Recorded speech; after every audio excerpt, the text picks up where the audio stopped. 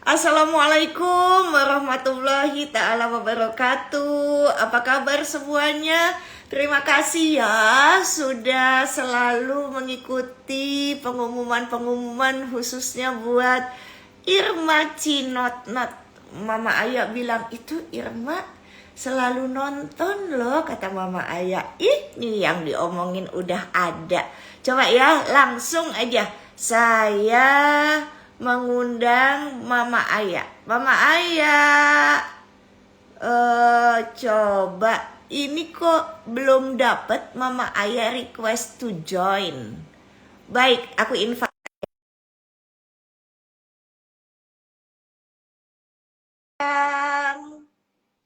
Jasmine, Putri Jasmine. Lucunya konel lucunya. Aku Gaya juga kan? ya. Konel. Mau cerita kepada teman-teman bahwa kemarin saya mendapatkan 2 rezeki.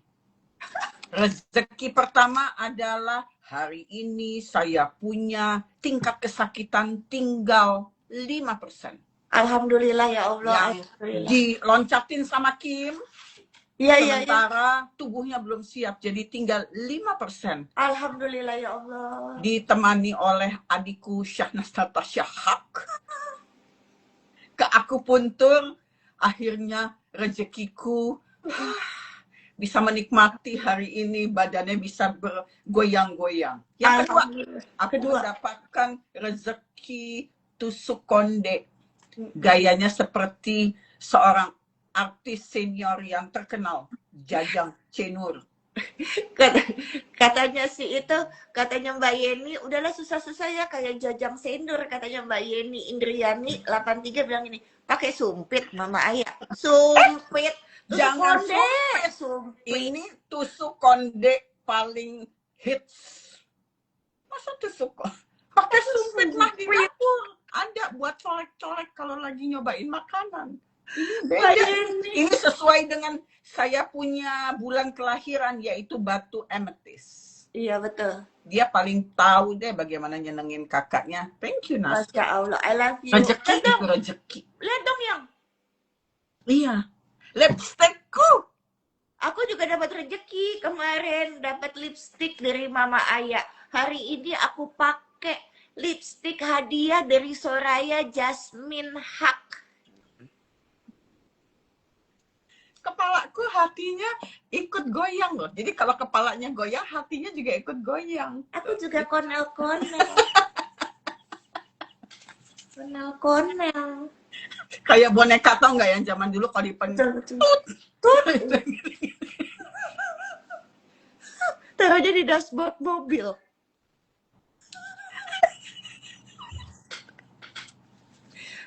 Udah. Ini juga rezeki loh, Beb. Ini juga rezeki. Bisa tertawa, bahagia, itu juga rezeki. Jadi hari ini aku tuh pengen minta tolong sama Mama Ayah untuk mencerahkan dan tercerahkan gitu ya. Adalah tentang bagaimana sih konsep rezeki itu. Kan aku udah nulis tuh Mama Ayah di caption. Tentang bahwa rezeki itu bukan hanya soal fisik, dapat duit, rumah megah, mobil banyak, dan bermerek, pakai tas branded, dan segala macam. Kita nggak pakai selang aja tuh rezeki. Kemarin kan pandemi itu kan tahu ya tabung oksigen tuh semahal apa gitu loh. Nah kemudian Anda BAB masih lancar kan? Coba lihat yang kena kanker usus kudu disedot, tahu nggak? Terus namanya buang angin, das dos dari tadi. Nah sementara orang yang buka abdomen operasi itu nunggu kentut baru bisa makan dan minum. Bayangkan. Small thing but big impact yang nggak pernah kita syukurin. Lagi ya, kita tuh mesti bersyukur rezeki anak kita selamat, nggak ada apa-apa, nauzubillah min zalik, nggak kecelakaan, nggak kena sakit dan segala macam. Wah, banyak hal yang perlu disyukuri, tapi manusia pada dasarnya emang suka mengeluh.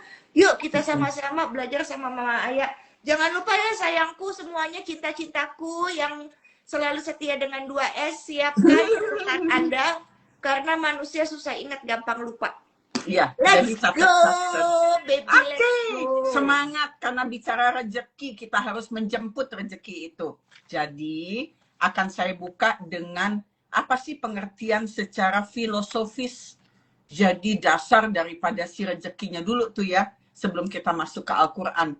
Bahwa rezeki itu bukan hanya sekedar uang. Tadi Syahna sudah kasih tahu. Bukan sekedar harta, bukan karena kebendaan, tapi tentang cara manusia memahami hidupnya, usahanya, dan juga makna keberadaannya. Gitu ya. Jadi kita bicara konsep yang jauh lebih luas. Nah, menariknya, kalau dalam konteks Islam, katanya rezeki sudah diatur, jangan khawatir, gitu kan. Setiap orang ada kadarnya, udah kita coba aja. Terus usahanya bagaimana? Pokoknya usaha terus. Yang penting nanti tergantung deh, Allah yang menentukan, gitu ya. Ada istilah-istilah yang kita sering sekali dengar. Ternyata rezeki atau yang dikatakan sebagai karunia adalah bisa kita lihat dari 3 hal, materi, non-materi, dan spiritual.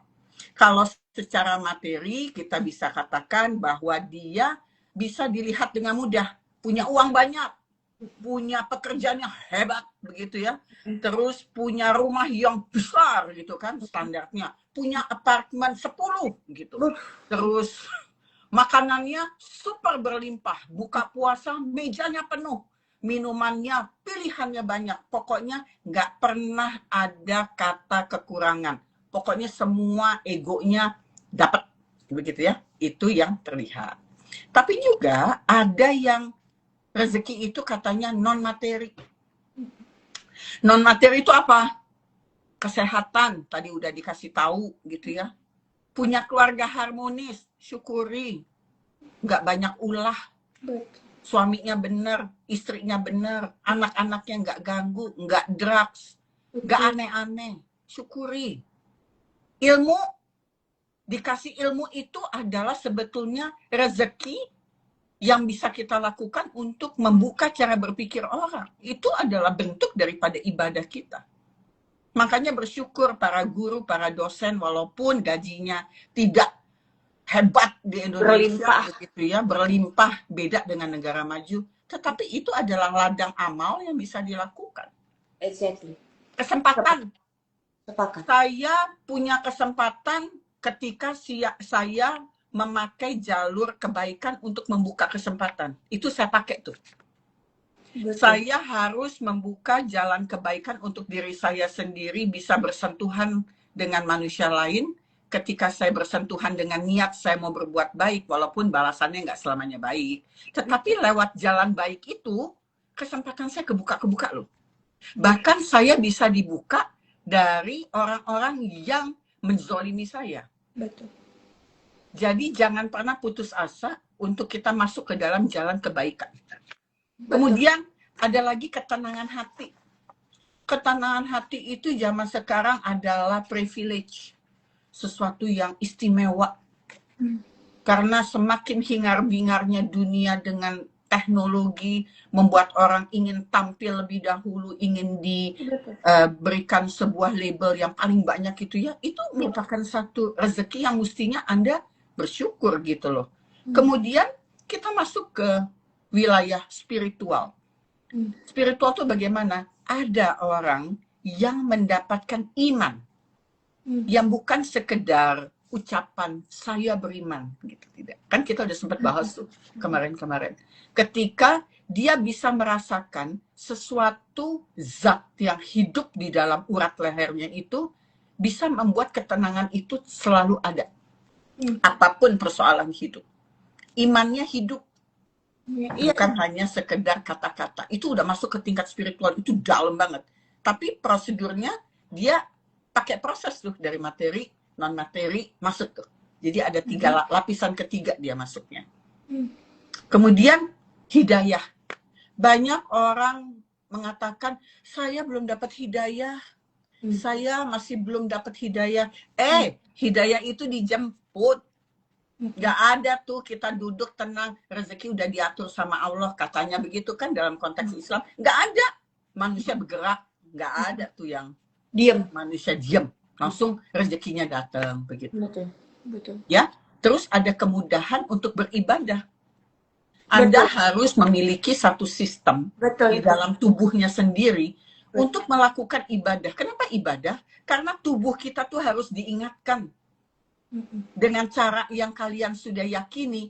Islam dengan cara sholatnya, Kristen dengan cara beribadahnya, Konfusius dengan cara dia melakukannya, yang Hindu dengan caranya, mau Tuhannya bentuknya apa, saya tutup mata. Yang penting kita punya spiritualnya itu punya cara beribadah.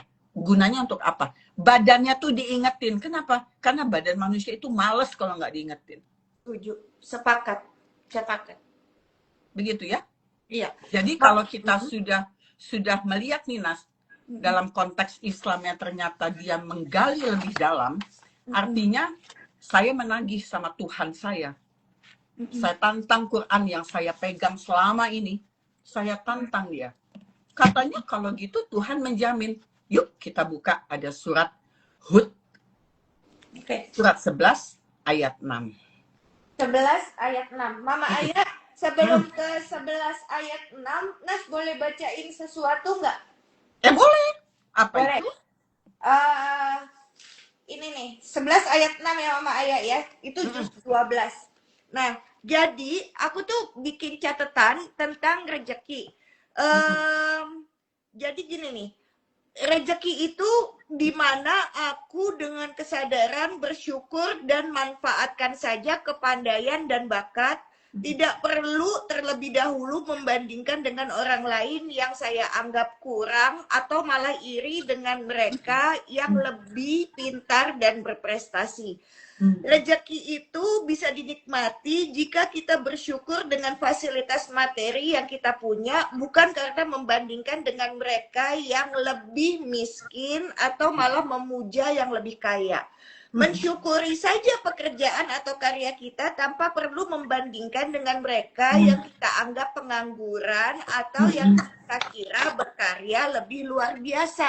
Sehingga bersyukur atas rezeki itu menjadi lebih mudah ya Mama Ayah. Bagus tulisannya. Betul ya Yang? Betul, sangat betul. Soalnya kalau maling di hati tuh copet, garong tuh adalah ketika kita membandingkan sih Mama Ayah. Nggak tahan.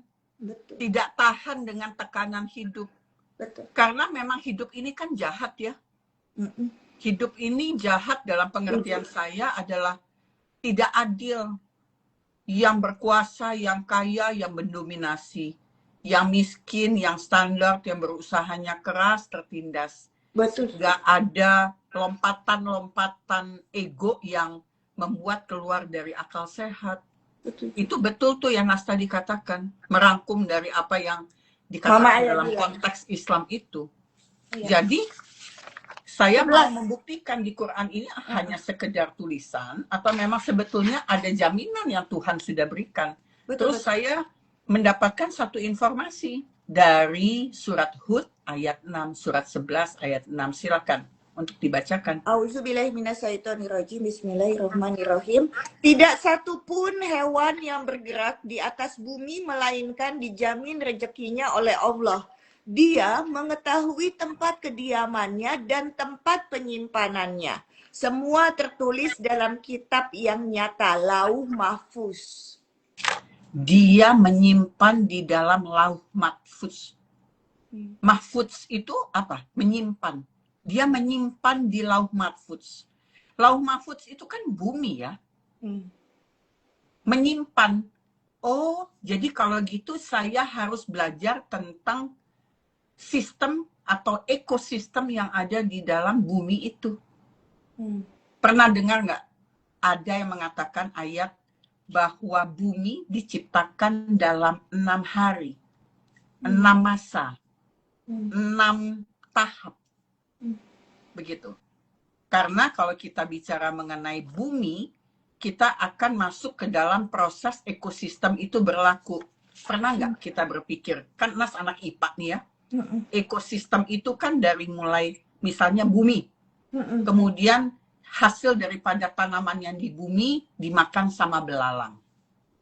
Kemudian belalang ternyata dimakan sama katak.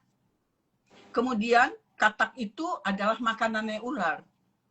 Kemudian ular itu ternyata adalah makanannya elang. Kemudian elang itu dia akan mati, kemudian dia jadi istilahnya di sini adalah dekomposer. Jadi menjadi mengurai cara-cara makhluk hidup yang mati, kemudian zat-zatnya kembali menjadi unsur-unsur tanah. Ada ekosistem yang berputar. Oh, oke, kalau begitu. Jadi, kalau misalnya bumi dikatakan sama Allah, ini di luar surat 6, tetapi itu menjelaskan maksudnya apa sih? Lauh mahfudz kemudian disimpan di situ. Oh, ternyata bumi rahasianya. Kenapa diciptakan 6 masa? 6 masa itu apa sih? Nomor 1, silakan catat. Sistem alam semesta ini diciptakan yang pertama kali adalah tata surya dan planet-planetnya. Yang kedua, dia menciptakan air, sungai, laut, kemudian angin, dan tanah. Itu penciptaan kedua. Ketiga adalah batu-batuan. Yang keempat, flora. Yang kelima, fauna. Dan yang keenam siapa? Manusia. Jadi manusia diciptakan terakhir setelah infrastruktur yang ada di dalam bumi ini sudah tersedia untuk manusia. Ada manusia yang akhirnya dikasih akal budi, dikasih makhluk yang paling sempurna, yang merusak, tapi juga ada manusia yang ingin memperbaiki terus. Ada dua sisi manusia. Begitu. Jadi, kalau dilihat kembali fungsi daripada si bumi itu, ternyata betul ya, tanah, tumbuhan, hewan, manusia, kemudian dia masuk ke dalam sistem dekomposernya itu, penguraian, kemudian dia balik ke tanah. Oh, ternyata gitu ya. Kita mati aja mengurai itu. Gasnya, kita punya unsur-unsur yang ada di dalam tubuh kita. Itu menjadi nutrien di dalam tanah. Jadi, maksudnya bagaimana dengan ayat ini? Cara manusia memaknai si pemberian hidup ini yang sebetulnya harus diupayakan. Jadi nggak ada tuh misalnya nggak bisa makan, nggak mungkin nggak bisa makan. Kita tinggal di Indonesia, negara agraria yang kita tanam aja bisa hidup. Betul, betul. Jadi nggak ada tuh kata miskin nggak bisa makan, nggak mungkin. Kita bukan tinggal di Singapura yang lahannya beda banget gitu, tapi mereka bisa negara maju. Indonesia seperti lagu Kus Plus. Iya. Ditanam aja bisa tumbuh. Betul. Lautan susu. Lautan kolam susu. Jadi kalau kembali lagi tergantung nih usaha manusia itu sendiri yang diinginkan. Balik lagi tadi dari konteks Islamnya itu, rezeki katanya udah diatur. Memang sudah. Nih buminya tadi udah bikin ekosistem yang sehat. Selanjutnya bagaimana? Setiap manusia ada kadarnya. Nanti kita jelaskan selanjutnya.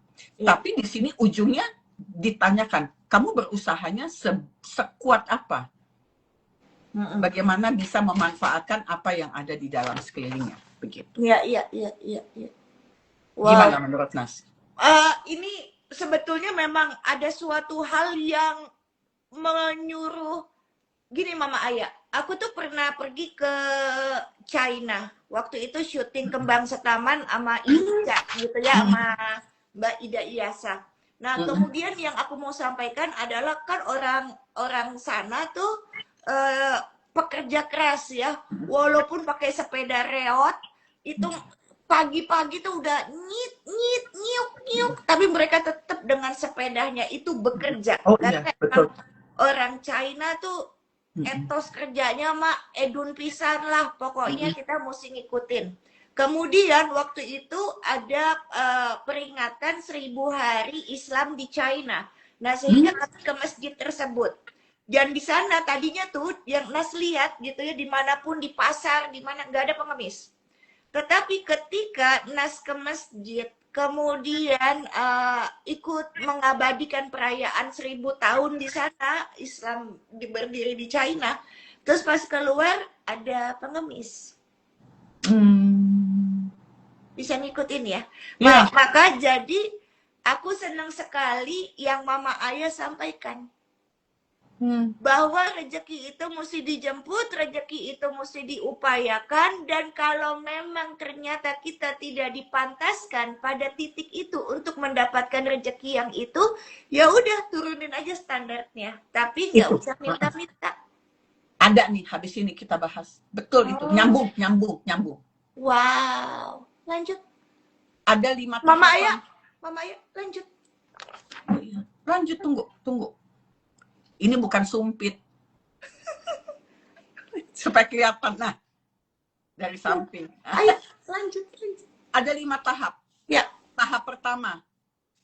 Yang dikatakan rezeki seperti apa? Silahkan catat. Rezeki sebagai anugerah. Gift of existence. Begitu ya. Rezeki yang dimaksud di sini adalah rezeki yang dipahami sebagai sesuatu yang tidak sepenuhnya bisa dikendalikan manusia. Persis seperti yang tadi Nas bicarakan terakhir. Nyambung ya? Nyambung sayang. Nyambung. Jadi kita memang harus berupaya, berusaha. Hasil akhirnya seringkali berada di luar kuasa kita untuk bisa menentukan. Contoh, supir yang pernah kerja sama saya 20 tahun, tetaplah menjadi seorang supir. Dia nggak bisa jadi Presiden Republik Indonesia yang ke-9. Tetapi dengan dia menjadi supir yang benar, baik, tidak nyolong, kerja keras, disiplin, melayani tuannya dengan baik, dia bisa mensejahterakan keluarganya, bisa menyekolahkan anaknya sampai sarjana. Betul. Dia bisa hidup menjadi nyaman akibat daripada pekerjaannya. Tetapi pertanyaannya, ngiri nggak dia kepada orang biasa jadi presiden? Buat dia cukup puas. Oke, jadi kalau dilihat tuh ya dari cerita yang tadi, urusan rezeki yang anugerah ini seperti ada misterinya. Ketergantungan dalam hidup manusia yang tidak sepenuhnya berada dalam kendalinya. Saya jadi berpikir gini, kenapa ya aturan mainnya seperti itu? Kayaknya Allah nggak adil nih sama saya gitu ya. Kadang-kadang suka begitu. Orang yang santai-santai rezekinya datang aja. Orang yang korupsi uangnya nggak habis-habis. Kita yang kerja setengah mati, jadi dosen, jadi pengajar. Tapi ya begini-begini aja. Tapi Eki selalu ngingatin, kamu harusnya bersyukur. Kamu bisa bagus sampai umur segini, kamu masih sehat, kamu bisa berbagi ilmu, masih punya saudara. Dia bilang begitu. Jadi, oh iya ya, kalau terus difokuskan di tempat yang nggak enak itu, otak saya jadi bisa korslet. Betul. Begitu. Jadi, dalam rezeki yang dikatakan anugerah di poin 1 ini adalah mengajarkan manusia apa? Kita harus tahu, Allah itu kalau kasih sampel, pasti dia nitipin pesan. Untuk manusia berpikir, apa sampelnya? Adalah mengajarkan manusia untuk rendah hati. Betul. Jangan sombong loh. Ada yang mengatakan gini, lu harus kayak gua. Lu harus kerjanya, lu tidurnya 3 jam aja. Gua bisa nih kayak begini sekarang. Ini akibat karena gua kerja keras nih. Lu sih kurang sedekah. Lu sih kurang baca. Lu sih sekolahnya cuma begitu. Lu sih terus. Jadi gua yang disalah-salahin gitu. Masuk akal kan? Luar biasa. Gitu ya. Ngeri ya. Mengajarkan rendah hati. Urusan rezeki.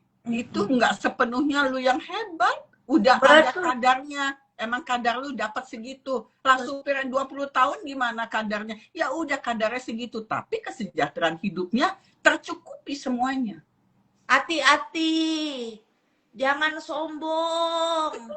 Jangan keblinger jadi manusia. Sebentar kok kita tuh jadi manusia. Dan roda berputar. Kita lihat ujungnya nanti gimana. Gitu kan? Betul. Jadi, selain dia mengajarkan rendah hati, Tapi Allah menitipkan pesan. Satu, jangan khawatir. Gimana nggak khawatir, besok gue makan apa? Begitu kan? Dia bilang nih, ada di surat At-Talaq, surat 65 ayat 2 sampai 3. 65? Ayat 2 sampai 3. Dicatat aja, nggak usah dibaca. Ya, Mama ya. Dia mengatakan begini, Nas. Aku memberi rezeki dari arah yang tidak disangka-sangka. Dia akan membukakan di pintu yang kita tidak pernah sangka-sangka. Bagaimana supaya rezeki ini yang dimaksudkan tidak disangka-sangka itu bisa bekerja. Ya, kita harus melakukan aktivitas setiap hari. Apa yang ada di hadapan kita, mau itu cukup tidak cukup, apa yang ada jalanin aja dulu. Betul. Karena dia akan membukakan pintu yang kita nggak sangka-sangka. Ini ayat ini pernah bekerja berapa kali dalam hidupku, Nas? Ini sering, kalau di Nas sering banget Mama Aya. Ini ya, surat At-Talaq, coba deh semuanya ya, surah 65 ayat 3. Mama Aya ini sering banget, Mama Aya, aku ngomong sampai merinding ya. Kalau Nas noleh gitu ya ke belakang perjalanan hidupku tuh, kok bisa ya gitu Mama Aya. Kok bisa secara logika tuh nggak mungkin. Nggak masuk akal. Gitu kan Mama Aya. Bahkan kalau kita konsisten ya, seperti hidup Nas gitu loh. Kecepatannya tuh lebih gitu. Pengen apa di pikiran, tahu-tahu ada kepikiran. Karena itu kan latihan ya, Nas.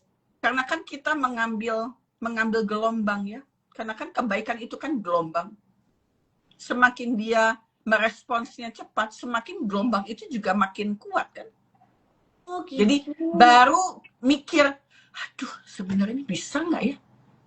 Sejam 2 jam kemudian tahu-tahu, Syahnas Natasha Haq, bisa nggak jadi apa ya?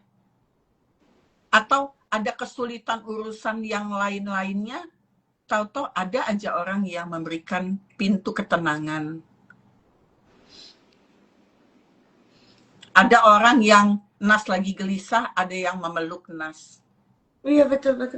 Itu rezeki loh Mama Aya. Itu rezeki loh.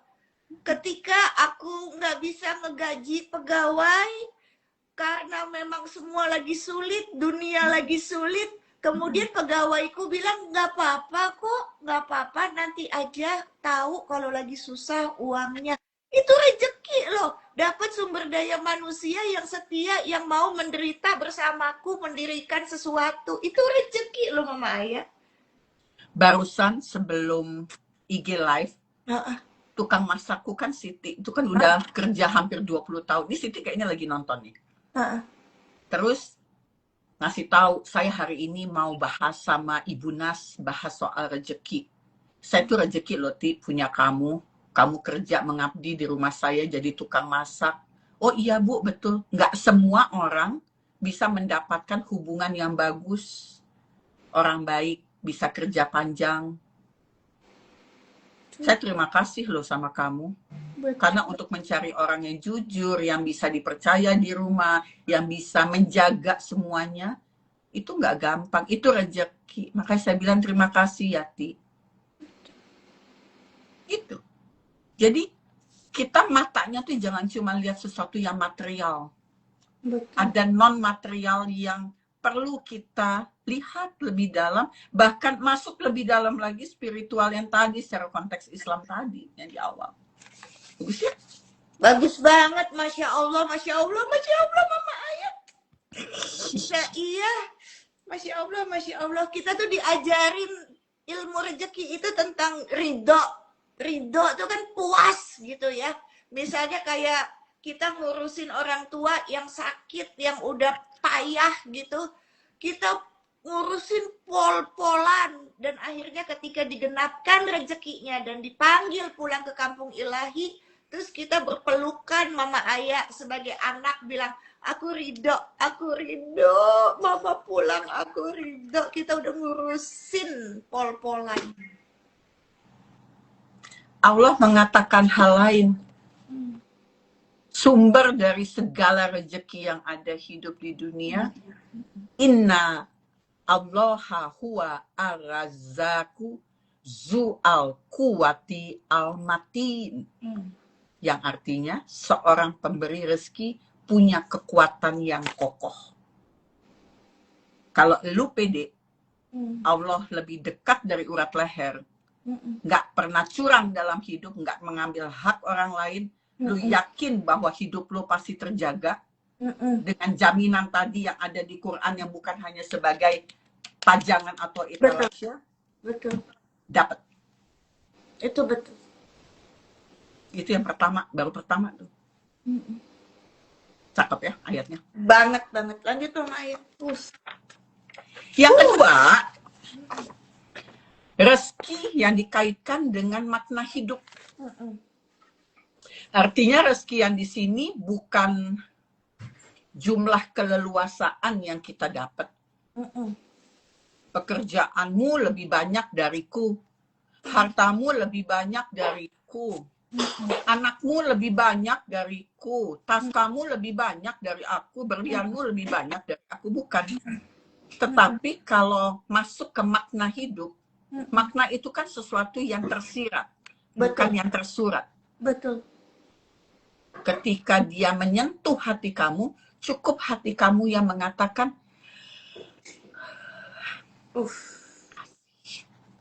Masya Allah. kita tuh kan lagi belajar konsep rasa ya. Iya. Bukan cuma penyebutan.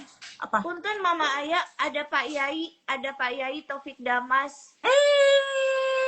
Yai kesayangan aku, kalau aku bedah Quran juga sama Pak Yai. Wah, keren banget. Terima kasih sudah nonton. Kapan-kapan ngobrol nih sama suhunya, suhu. Lanjut Mama Ayah, lanjut.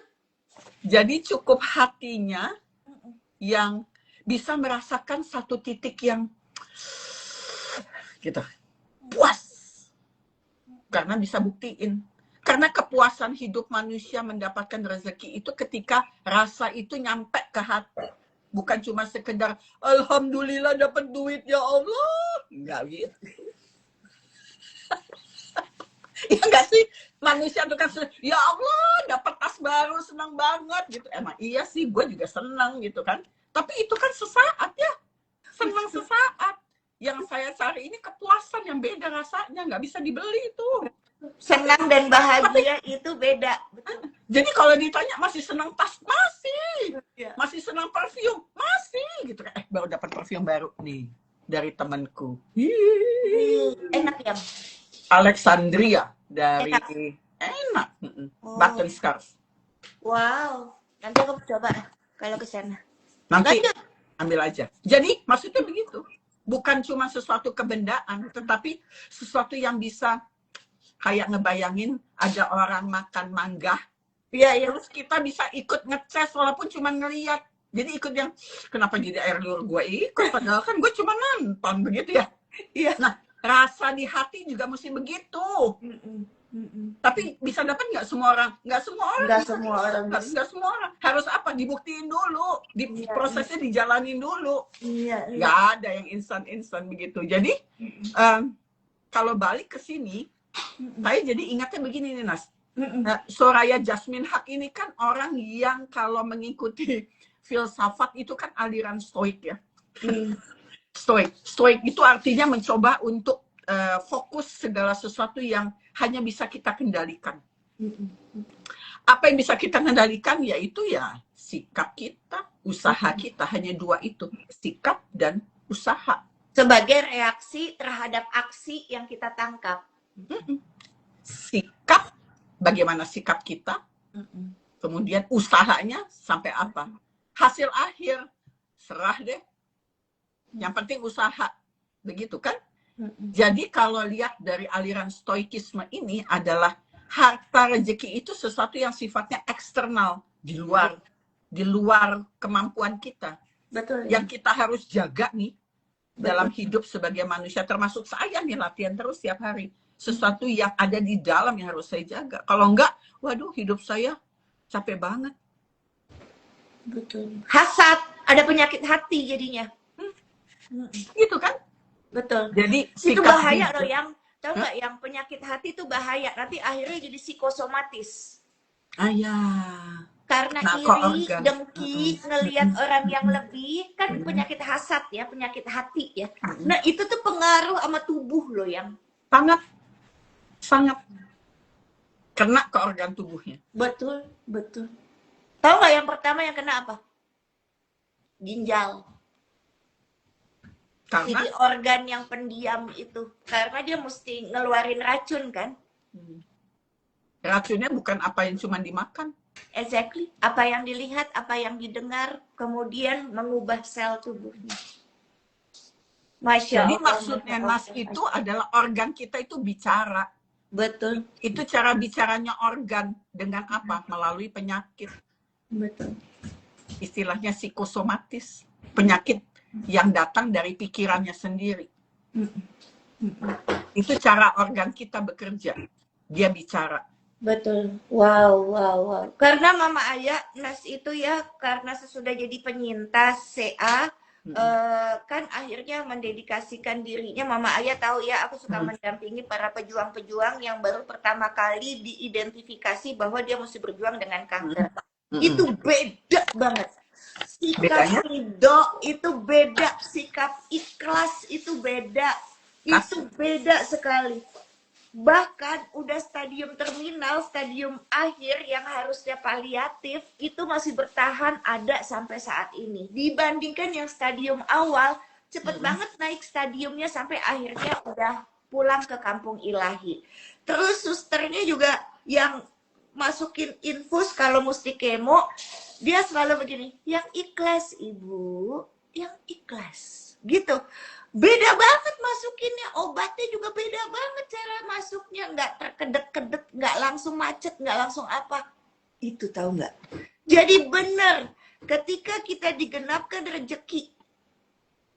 Jadi kalau misalnya pelajaran dari Mama Aya nih, catatan yang Nas bikin gitu ya, nggak usah takut dengan rezeki. Kalau misalnya, nauzubillah min dzalik, Anda kehilangan pekerjaan, Anda bukan kehilangan rezeki. Yang kehilangan tuh pekerjaannya, bukan rezekinya. Oh benar itu. Karena selama kita masih hidup, maka rezeki itu ada. Begitu pelajarannya Mama Aya yang tadi tuh, yang disampaikan. Jadi nggak usah ngenyeh-ngenyeh, ngewoh-ngewoh, kesel-kesel kalau dipecat, nauzubillah min dzalik, atau diperlakukan tidak adil. Coba aja Anda bereaksi sebisanya, sewayahnya. Nggak usah over, nggak usah apa. Karena emang rezekinya bukan di situ. Betul. Begitu. Setuju ya Mama Aya? Top. Lanjut. Yang ketiga. Luar biasa, luar biasa. Ini akibat dari gundalan-gundalan ini loh. Dan lipstick ini. Dan lipstick. Yang ketiga adalah rezeki itu sebagai proses. Tadi sudah sempat disinggung. Bukan lihat hasilnya. Jadi secara eksistensial, rezeki itu bukan apa yang didapat, tetapi bagaimana kesempatan itu hadir. Tadi Nas sudah sempat singgung. Bagaimana pengalaman untuk mempertahankan atau mencarinya sudah digelar gitu ya oleh kondisi kehidupannya, atau dia dikasih kesempatan rezeki untuk pertumbuhan jiwanya. Jadi bukan hanya kesempatan kehilangan pekerjaan, tetapi rezeki kan masih ada. Tadi Nas katakan gitu ya, pengalaman bisa berganti karena pengalaman hidup bisa mengajarkan banyak hal. Tetapi jangan lupa, dengan rezeki itu kita juga mendapatkan pertumbuhan jiwa. Dari jiwa yang kerdil akan semakin dewasa, mungkin di satu saat bisa mencapai jiwa yang kuat, yang tenang, jiwa-jiwa yang mampu untuk bisa menghadap kepada Sang Pencipta dengan semua kepuasan. Masya Allah, betul. Jadi kegagalan yang tadi sudah sempat disinggung oleh Nas bisa jadi rezeki jika ingat loh, jika menghasilkan pembelajaran. Nah, betul. Kalau tidak ada pelajaran, itu nggak ada rezeki. Saya dilahirkan jadi anaknya Onassis. Waduh, pelajaran hidupnya sih paling bisa dihitung apa aja. Betul. Paling urusannya jodoh, paling urusannya pacarnya banyak, paling urusannya saingan di antara orang-orang yang super high society gitu kan. Paling itu. Tetapi orang yang tidak mendapatkan porsi itu, kita mendapatkan banyak sekali rezeki pembelajaran dalam hidup. Dan itu nilainya lebih besar daripada orang-orang yang memang sudah tercukupi secara materi. Itu yang bisa saya kasih pandangan yang berbeda. Jadi, kalau itu kita sudah paham bahwa pembelajaran kesulitan itu ada pembelajaran rezeki sedikit tapi disyukuri. Ada orang dengan rezeki sedikit dia lebih bahagia, yang duitnya banyak justru mimpinya mimpi buruk. Nah, Nah, kejadian seperti iya. ya. Betul. Oke, kita masuk ke keempat. Adalah rezeki ada kaitannya dengan keadilan. Gitu ya. Karena katanya menurut konteks Islam yang tadi di awal, semua udah diatur kok, begitu ya. Jadi kalau udah diatur, buat apa saya usaha? Nah, jadi otak monyetnya ngomong lagi begitu kan? Iya. Dan deh, kalau begitu gua tiduran aja deh. Toh juga nanti rezekinya datang. Iya nggak sih? Kan otak monyet manusia kan begitu. Iya. Ternyata urusan udah diatur dengan ukuran tertentu, itu menimbulkan pertanyaan-pertanyaan yang tadi kita coba untuk paparkan. Kita keluarkan pertanyaannya. Jadi ada sebuah pertanyaan begini yang saya kasih tantangan kepada teman-teman IG. Kalau rezeki dan keadilan itu bekerja, yang harus bisa dijawab dua pertanyaan ini. Satu adalah takdir yang sudah dikatakan oleh Allah, sudah ada aturannya, sudah ada ukuran-ukurannya, versus dengan usaha. Takdir versus usaha. Harus bisa menjawab. Kemudian yang kedua adalah pertanyaannya, kebebasan manusia untuk melakukan usaha dalam hidupnya versus dengan ketentuan daripada Tuhan yang Maha Pemberi rezeki. Jadi dua pertanyaan itu yang harus ada di kepalanya, mindsetnya. Kalau rezekinya lagi goyang-goyang. Yang pertama, takdir versus dengan usaha. Pertanyakan sendiri dalam hidupnya. Pertanyakan sendiri dalam dirinya, karena Tuhan lebih dekat dari urat leher. Tanya, saya mesti ngapain? Pasti dia akan kasih ide-ide yang kita nggak pernah tahu dari pintu mana dia akan mulai. Betul. Setuju. Jadi kita wajib berusaha. Iya dong.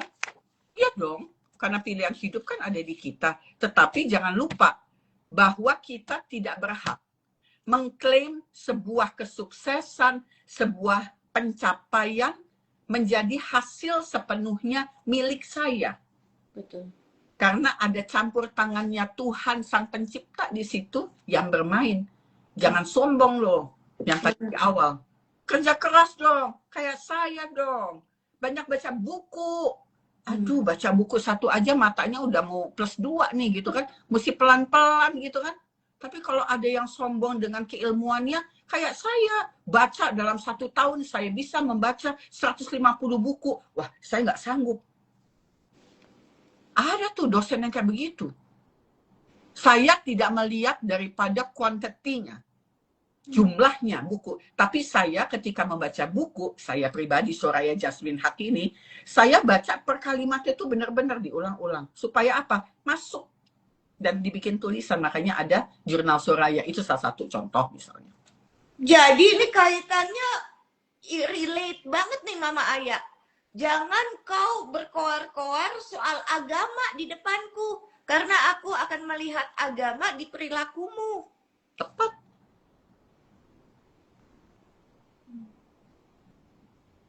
Gitu yangnya.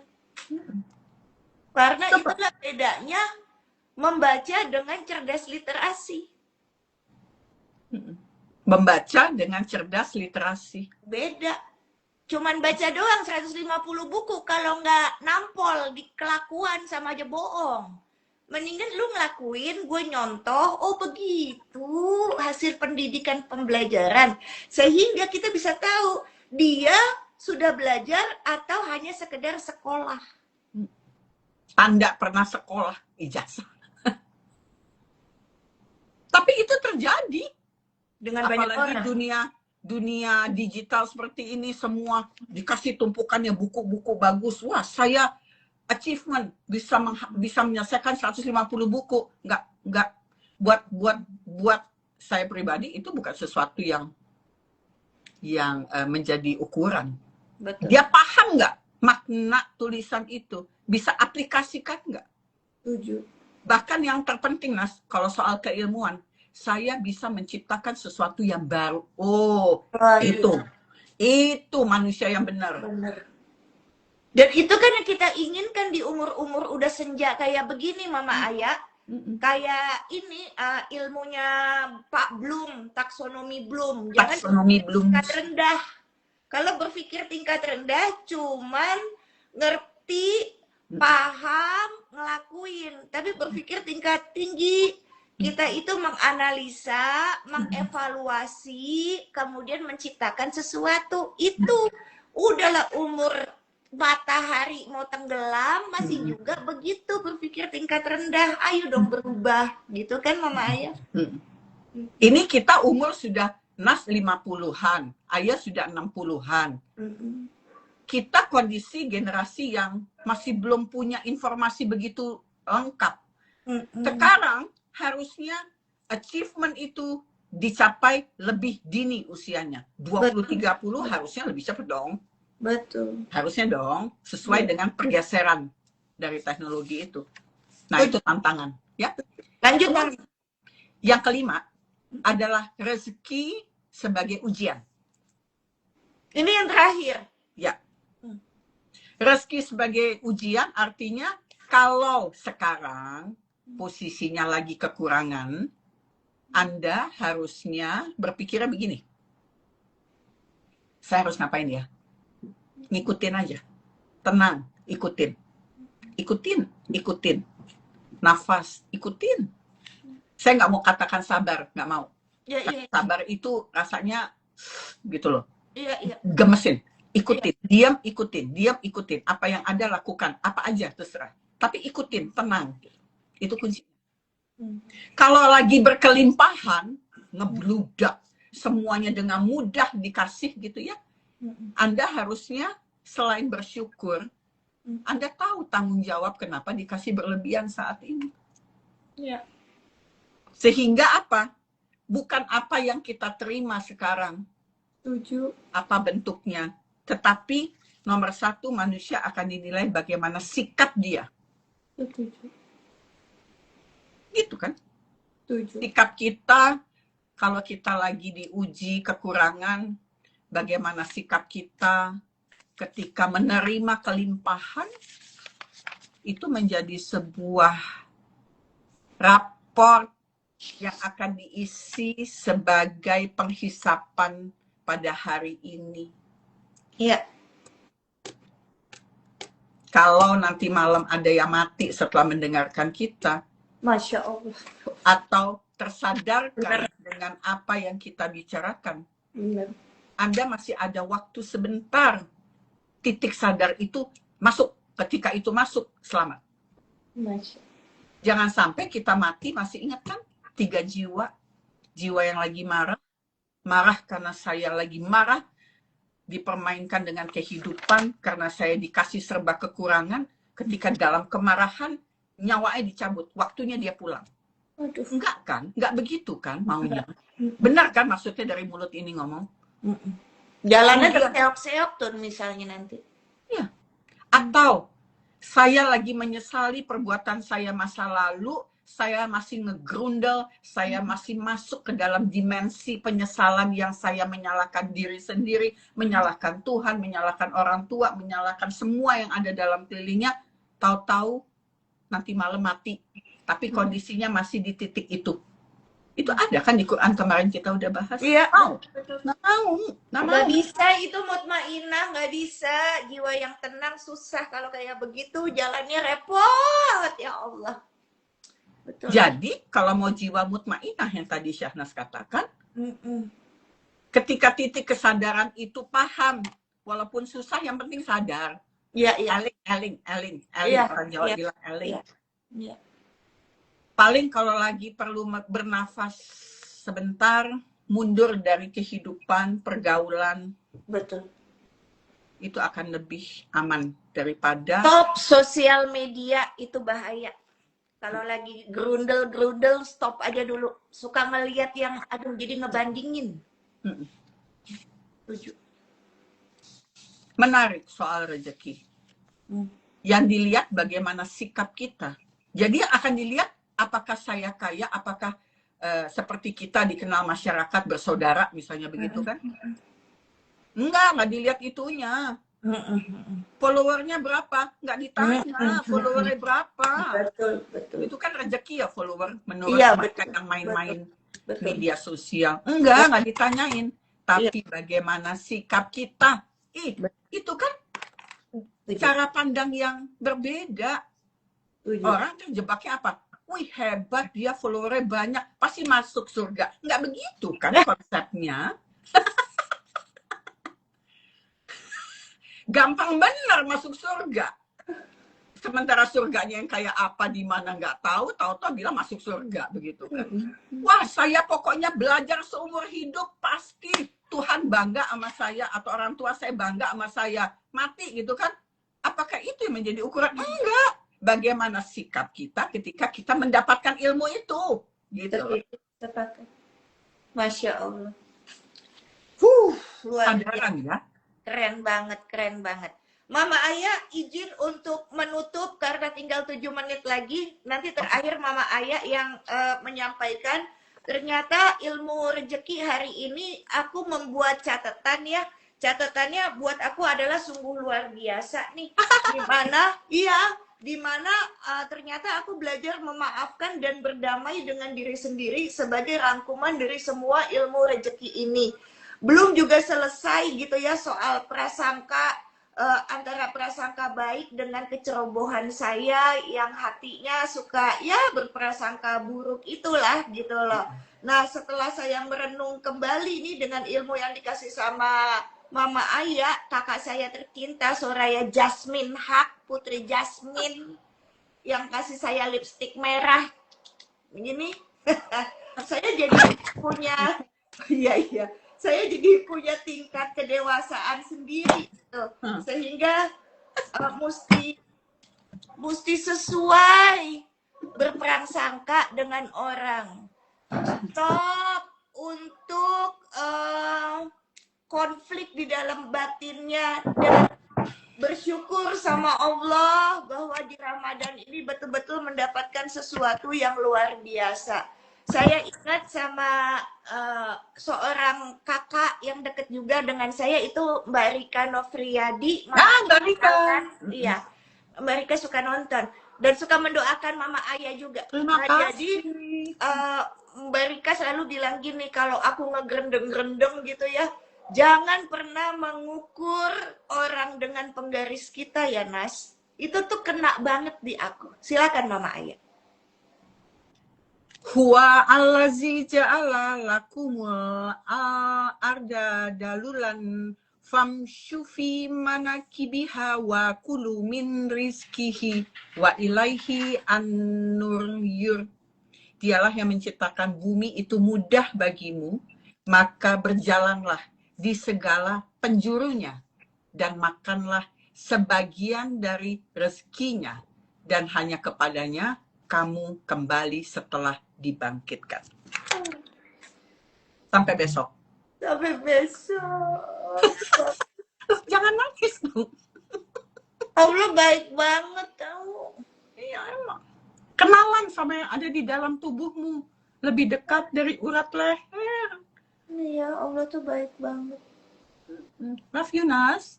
I love you, Mama Ayah. I love you so much. Sampai besok. Sampai besok. Sampai besok. Sampai besok. Ih, lucu banget. Dah.